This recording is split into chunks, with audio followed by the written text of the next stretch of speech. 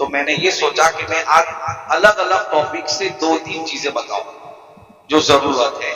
اور بہت غور سے سنیے گا۔ ایک ٹاپک نہیں آج کے جیسے غسل، وضو، نماز، متفرق کس کو کہتے ہیں کہ الگ الگ ٹاپک پہ مسائل۔ پہلا مسئلہ میں آپ کو بتاؤں منت کے حوالے سے۔ نظر اس کا قرآن پاک میں حضرت عمران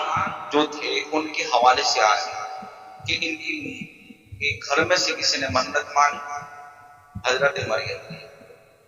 امام پاک کی بیماری کے وقت سیدہ فاطمہ نے منت مانگی روزوں کی۔ تو منت کیا ہے؟ تو منت یوں سمجھے کہ یہ آپ کا وعدہ ہے، آپ نے جیسے مجھ سے وعدہ کیا ایسے ہی منت ایک وعدہ ہے۔ آپ کے گھر میں کوئی بیمار ہے، کوئی کاروبار کی وجہ سے پریشان ہے تو منت مانگ سکتا ہے۔ اگر کسی نے یہ منت مانی کہ میرا یہ کام ہو گیا تو میں فلاں ولی کے مزار پہ چادر یا ان کے حوالے سے نیاز کروں گا، یہ منت مستحب ہے، مان سکتے ہیں، اور اس کے پورا کرنے کا حکم بھی مستحب ہے کہ اگر آپ نہیں چڑھا سکے، نہیں نیاز کر سکے تو گنہگار نہیں ہوتے، لیکن ہمیں پوری کرنی چاہیے۔ اس طرح کی منت مان سکتے ہیں۔ کوئی ایسا بھی کہہ سکتا ہے کہ فلاں کام ہوگا تو میں نماز پڑھوں گا، میں روزہ رکھوں گا، اس کا حکم بھی الگ ہو جائے گا، اس کو ہم بھی پورا کریں گے۔ تو اگر کوئی منت اس طرح مانتا ہے کہ میرا فلاں کام ہو گیا، میں غریبوں کو فلاں بزرگ کے نام کی نیاز کھلاؤں گا، تو یہ درست ہے۔ دوسرا مسئلہ، گروی چیز سے فائدہ اٹھانے والا معاملہ۔ آج ہمارے یہاں خاص طور پر، چونکہ مجھے بھی پتا ہے میں بھی ماحول میں ہوں، اور ہم بھی ایسا سوچتے ہیں کہ ہماری نظر ہر جگہ ہو، اور ہر امام کو یہی چاہیے کہ اس کی نظر ہر جگہ ہو۔ دیکھو ایک چیز یہ سمجھیے، یہ معاملہ مسلمان کے حوالے سے، آپ کو 50,000 کی ضرورت تھی،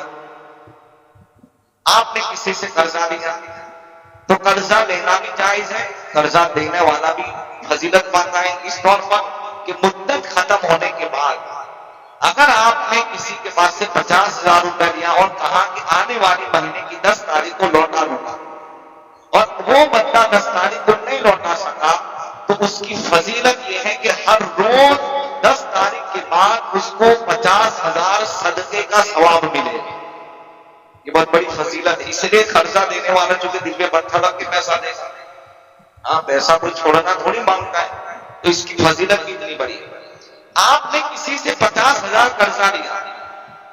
اور آپ نے کہا کہ بھائی مجھے کچھ چاہیے تمہاری چیز،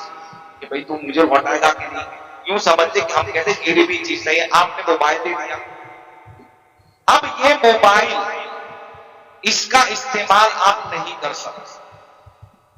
قرضہ لینے کے بعد جو چیز گروی رکھی جاتی ہے اس سے فائدہ اٹھانا نہیں ہے۔ یہاں تک مسئلہ ہے کہ موبائل میں ٹائم بھی نہیں دیکھ سکتے۔ اب آپ دیکھو ہمارے ایک رواج چلا ہے کہ خاص طور پر بائک کا یہ ہے کہ لوگ گروی بائک چلاتے نہیں چلا سکتے۔ یہ کیا ہے معلوم؟ یہ سود ہے۔ کیا ہے؟ سود ہے، حرام ہے۔ آپ قرضہ دے سکتے ہیں، دے سکتے ہیں، آپ اس کی چیز بھی رکھ سکتے ہیں کہ بھائی دے گا کہ نہیں دے گا، جس کو ہم کہتے ہیں گروی چیز۔ تو آپ نے لے لی، موبائل لے لیا، بائک لے لی، مکان لے لیا، اب اس سے آپ فائدہ نہیں اٹھا سکتے۔ سرکار امام اعظم ابو حنیفہ رضی اللہ تعالیٰ کسی جنازے میں گئے، یہ تو چونکہ اللہ والے ان کی تقوی والی شان، ان کا تقویٰ تھا، ان کی شان و عظمت، تو اتفاق سے آپ دھوپ میں کھڑے تھے، تو کسی نے کہا حضرت کے یہ گھر کے نیچے آ جائے، یہاں سایہ ہے، آپ کھڑے ہو جائیں۔ دھوپ بہت تیز تھی، تو حضرت نے فرمایا کہ اس مکان والے نے مجھ سے قرضہ لیا ہے، کہیں میرا یہاں کھڑے رہنا سود نہ، آپ کون کرے، حالانکہ وہ معاملہ ہی نہیں تھا۔ تو گروی چیز سے کوئی بھی ہو، ہمارے یہاں یہ بھی ہوتا ہے کہ لوگ مکان لے جائیں، گروی مکان لے، اس کو بھاڑے چڑھا، بھاڑا کھا رہا ہے، جب بھی وہ لوٹائے گا تو پوری رقم لے گا، تو یہ بھاڑا کھایا کیا ہے؟ یہ تھوڑی حلال ہے۔ تو یہ جو ہے کہ آپ گروی چیز لے سکتے ہیں، ابھی میں کہہ رہا آپ لے لو کہ بھائی وہ دے گا، آپ کو بھروسہ نہیں، آپ اس کا موبائل لے لو، گاڑی لے لو، مکان لے لو، 10 لاکھ کے آپ مکان بھی لے سکتے، اتنی بڑی رقم آپ نے قرضے کے طور پہ دی، لیکن اب اس سے آپ فائدہ نہیں اٹھا سکتے۔ یہ جو بائک ہمارے یہاں بازار میں پھرتے نا گروی، یہ نہیں لے سکتے آپ، اس سے بچنا ہوگا، اس کا حکم بہت سخت ہے، تو اس سے ہم بچیں گے۔ دوسرا مسئلہ، کیا کاروبار کے اندر نفع کی کوئی کنڈیشن یا کوئی حد ہے کہ بھئی آدمی 100 روپے کی چیز کتنے تک بیچ سکتا ہے؟ ویپاری کو کیا حکم دیا اسلام؟ ہمارے دین نے ہمیں پیشاب پاخانے تک رہنمائی فرمائی، یہ بات یاد رکھیں، تنہا لاوارث نہیں چھوڑا، ہر محاذ پہ آپ کی ذات کا کوئی مسئلہ ایسا نہیں کہ شریعت میں نہیں ہوتا، ہر مسئلے کا ہے، تو اب اس کے حوالے سے ایک بہت سمپل فارمولا، کیا لے سکتا ہے کہ نہیں، کتنا لے سکتا ہے، دونوں کی رضامندی ہو اتنا لے سکتا ہے، کہہ اس بات کیا دونوں کی رضامندی ہو اتنا۔ اب آپ 100 روپے کی چیز 125 میں بیچے، 150 میں بیچے آپ، لیکن ہاں 100 روپے کی چیز ہے، آپ یہ نہیں کہہ سکتے کہ مجھے 200 کی پڑی ہے، یہاں جھوٹ ہوگا، یہ نہیں کہہ سکتے، آپ اصل قیمت نہ بتائیں یا تو جھوٹی کی قیمت نہ بتائیں، آپ چاہیں تو آپ اس کو کہہ دیں کتنا، اور پھر سیدھی سے آپ دیکھو، چونکہ تجارت کا معاملہ ہے، پیسے آنے کا معاملہ ہوتا ہے تو بندہ حریص ہوتا ہے۔ تو اب سنو،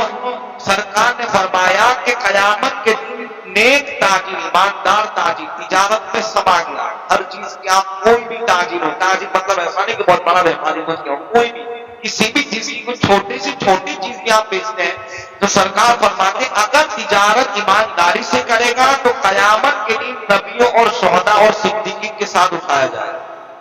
اس کی فضیلت کتنی، تو آپ نفع اس طور پہ لے سکتے ہیں۔ آگے اور ایک مسئلہ، ہمارے ایک چیز ایک مشہور بہت ہے، کیا کہ